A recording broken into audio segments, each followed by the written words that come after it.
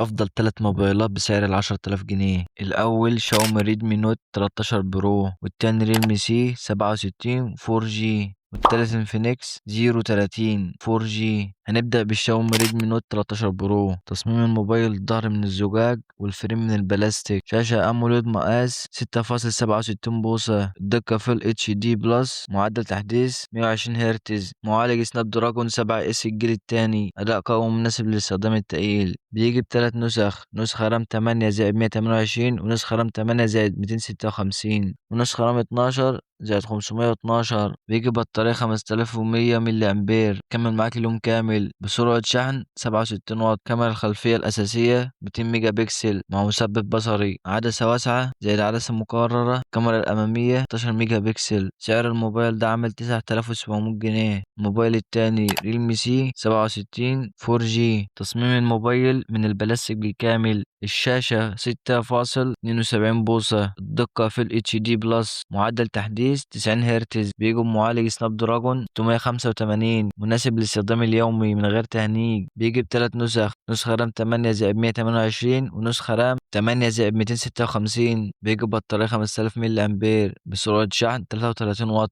الكاميرا الخلفية 108 ميجا بكسل، الكاميرا الأمامية 8 ميجا بكسل، وده سعره 9800 جنيه. الموبايل التاني انفينكس 030 4G. تصميمه من البلاستيك بالكامل، شاشة أموليد مقاس 6.78 بوصة، معدل تحديث 120 هرتز. بيجي بمعالج ميدياتيك هيلو جي 99، أداء ثابت وسلس، مناسب للألعاب المتوسطة والاستخدام اليومي. بيجي بنسخة واحدة: رام 8 زائد 256. بيجي بطارية 5000 ملي أمبير، بسرعة شحن 68 واط. الكاميرا الخلفية 108 ميجا بكسل، الكاميرا الأمامية 50 ميجا بكسل، وده سعره 9000 جنيه. وكده بقى وصلنا لآخر الفيديو. ما تنساش اللايك والاشتراك، وصلى على النبي.